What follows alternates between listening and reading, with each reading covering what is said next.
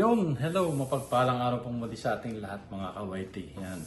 So, may isi-share lang kami ngayon sa inyo, mag-asawa, na isa naming hinihiling at pasalamat. Anyways, magluluto kami mamaya ng isang putahe na paborito. So, last time kasi binigyan ako ni Mrs. ng isang hex-clad na kawali.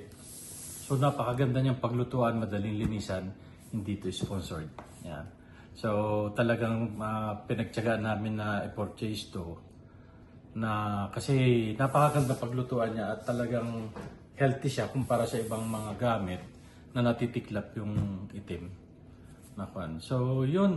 So yan, papakita namin sa inyo, i-unboxing namin yung maganda naming na-purchase ni Mrs. para sa aking birthday at saka Father's Day daw. Yun na yung regalo niya sa akin.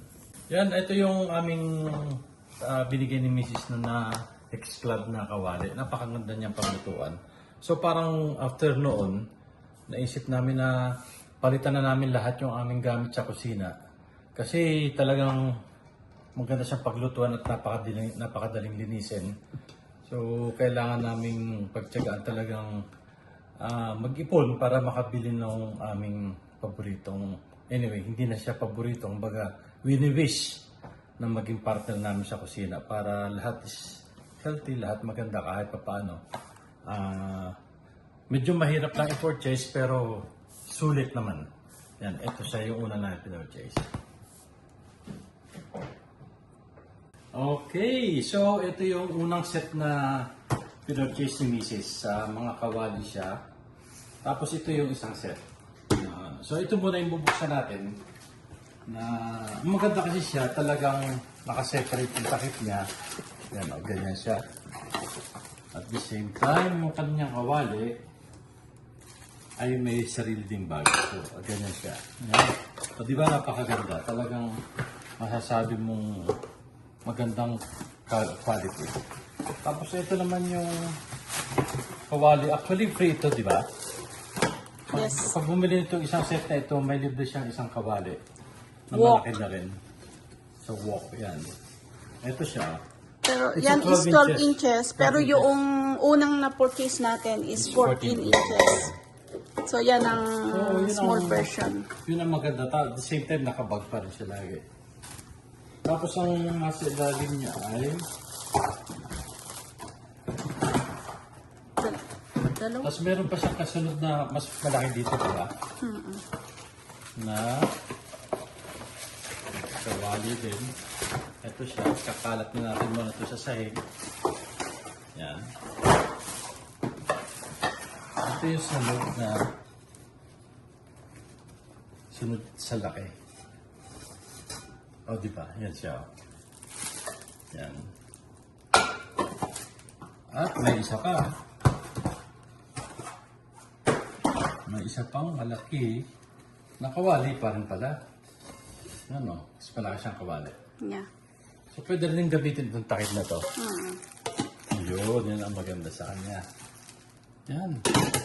So, bubuksan naman natin yung isang set.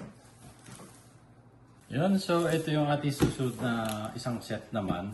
So, ito siya, meron siyang lifetime warranty na lifetime warranty na if in case na magasgasan o magkaroon ng problema, magkakalawang or something, papalitan nila. It's a lifetime warranty. Kahit medyo pricey siya, the quality talaga is nandito. Hybrid na cookware. So, ito yung ating susunod na set. Yan. Meron ulit siyang, of course, meron ulit siyang takip. Daming takip ha. Oh, may mas maliit pa palang ko. Ano No, siya? It's magandang paglutuan ng mga soup naman. Ito siya. Yan siya. May takip siyang ganyan. Tapos ang sunod is, of course, the warranty is andito siya lagi. So, ano to? It's multifunctional. Hindi ko alam. Hindi, yung ano parang sa ano, para hindi masira yung it's- counter mo. Sa patungan. Parang Para sa patungan. patungan. Pag sa mainit na So, ano. ito yung sunod naman natin na O diba, napakaganda rin ng ito siya. Of course, dito may takip din siya.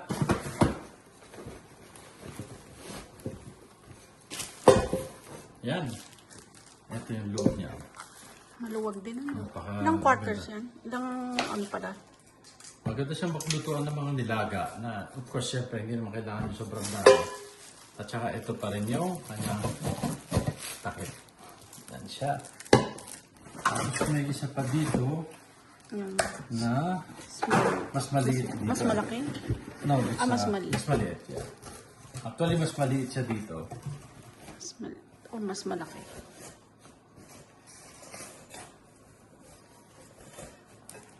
Maliit. Yan. Ito siya. Mas malaki. Mas malaki ba? Oh yeah, mas malaki pala. At syempre, no, may kasama pa rin sa packet.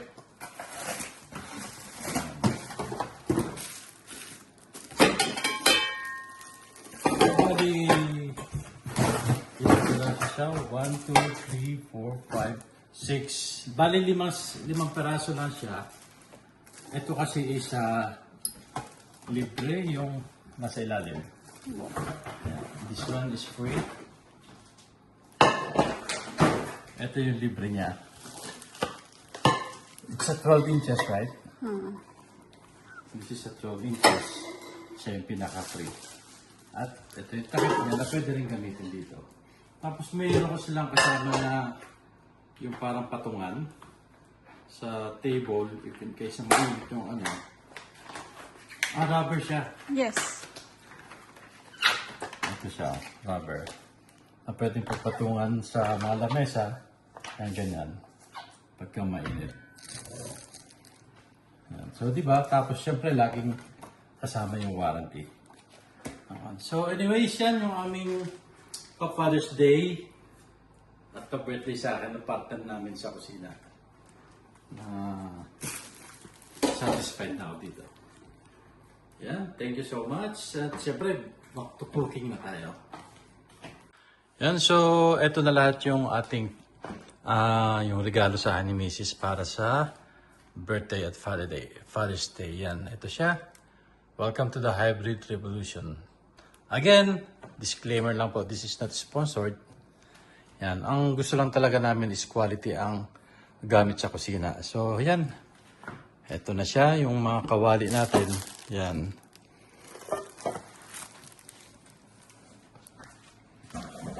Yan. Yan, kompleto na. Masarap na ulit magluto. Kahit pritong itlog lang. At least kahit masunog siya, masunugan, napakadali pa rin niyang linisan at hindi siya nagagasgas kahit nagamitan ng Scotch-Brite. There you go. Back to cooking na ulit. Okay, back to cooking na tayo after ating unboxing. So, ang lulutuin ko ngayon is pork and beef caldereta. Yan. So, haluan ko siya ng pork kasi wala akong nakitang magandang laman ng karning baka. Pero may nakita akong buto-buto yung neck bone ng baka. So, paghahaluin ko siya pork and beef caldereta. Okay, so ito yung ating gagawing beef caldereta, syempre. Ito yung ating neck bone. Ito siya. Yan. At syempre yung pork shoulder, ilalagay natin. Paghahaluin na natin siya para, anyway, masarap naman siya. Tsaka para meron din siyang laman. Kasi itong neck bone, hindi siya masyadong malaman. Wala akong nakitang magandang laman ng karimbaka sa palengke. So, yan. At syempre, ito yung ating mga gamit. Yan. Nandiyan yung ketchup. At yung lagi kong sinasabi na hindi ako gumagamit ng tomato sauce. Kasi mas prepared kong gamitin yung fresh na tomato. Itong ganito. Instead of tomato sauce. At syempre, itong ating liver spread. At patatas. At bell pepper. And carrots. Yan. Of course, yung ketchup natin is nandyan. So, yan. Start natin i-prepare. Ang unang kong ginagawa pag nagkakaldereta, syempre, ilalaga ko muna itong beef at saka itong pork na yan.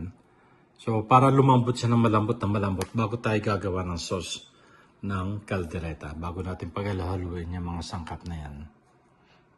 Yan.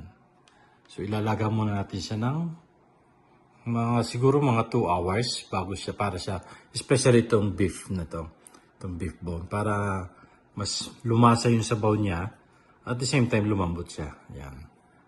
Okay, start na tayo ng preparation. Oh, yan. Bago tayo mag-start ng proseso ng ating kalderetang pork and beef caldereta. So, habang pinapalambot natin yung karne, especially yung karneng baka, so kailangan nating i-fry itong ating patatas at carrots. Para kasi may aroma din sa pag na-fry. Mas mabango siya. Yan. So, lalagyan na natin, yan siya.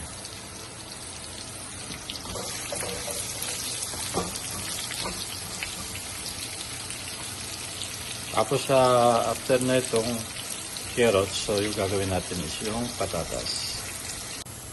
Yan, okay na siya. So, ito na ang patatas yung ating gagawin. Yan yung ating patatas. Medyo okay na siya. Bango na siya.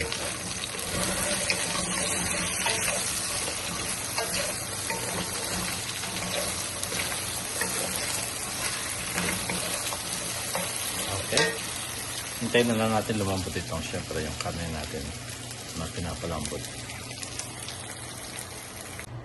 Okay, yan. Start na tayo mag-caldereta. Gigisa na tayo ng mga kailangan.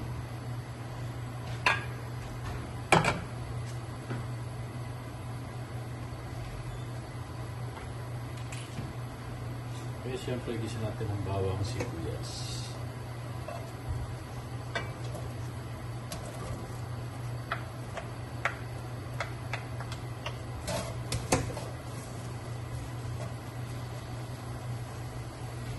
Sasama na natin yung kamatis kasi kailangan nating maluto yung kamatis.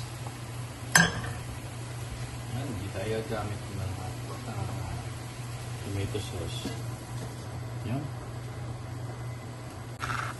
Yan, tapos medyo luto na yung ating kamatis. So, kailangan natin isa itong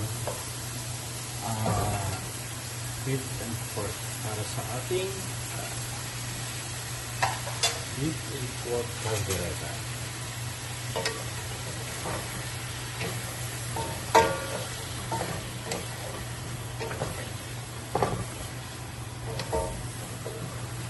Pwede natin siya ng mga 2 minutes bago natin lagay yung ibang ingredients. Yun, so ito na yung ating nagisa na natin yung karne. Kaya sibuyas, bawang. So siyempre lalagyan na natin yung kaldo nyo. Makihawak na.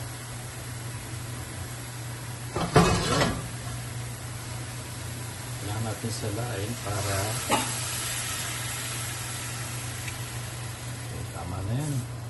Thank you.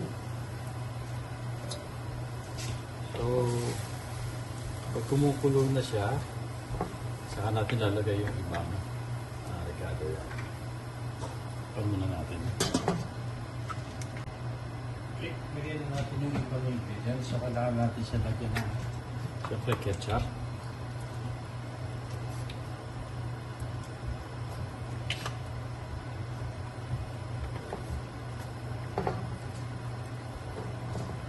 Malambot na yung karne niya, so madali na siya maluto.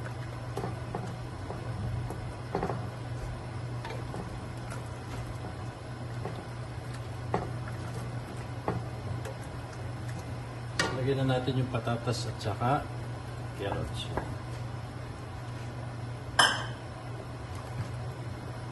Mukhang puno na naman yung ating kawali.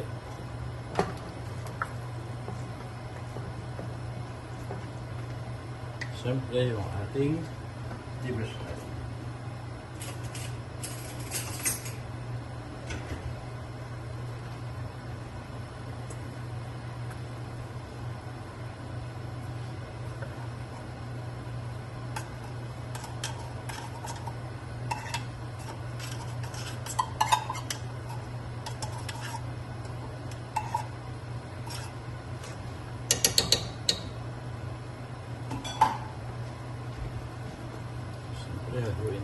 para mag-spread yung ating liver spread.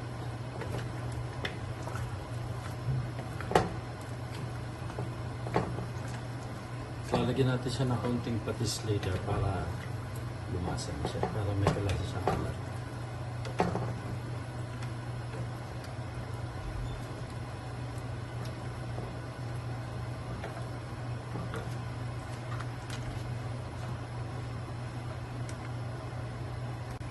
Ngayon, lagyan natin ng patis para siya ay magkaroon ng lasa ng kalat.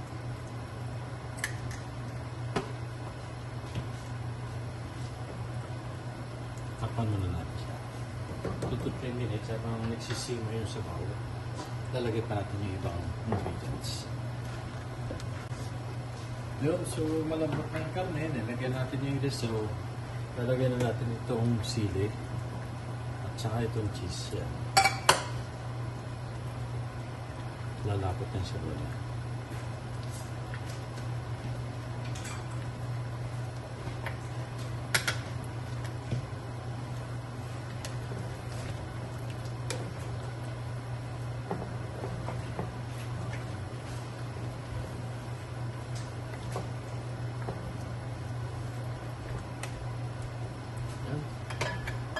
Medyo sisimmer na natin yung kung sabaw niya para bumaba. Pero lalapot siya kasi ginilagyan natin ng cheese.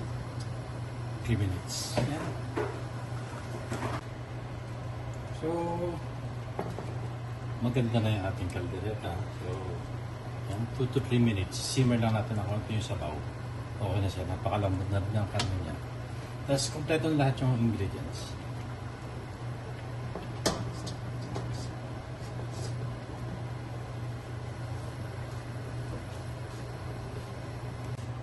Yun, okay na ang ating kaldereta. Pork and beef kaldereta. Ayan na siya.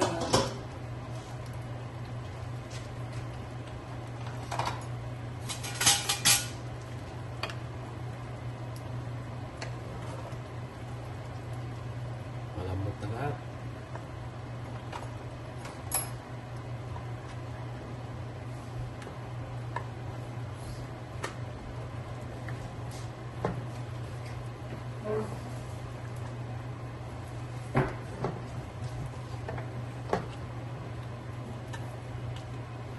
Yan, success ang ating pork and beef caldereta. Thank you for watching. Bye-bye. Have a blessed day and stay safe. Thank you.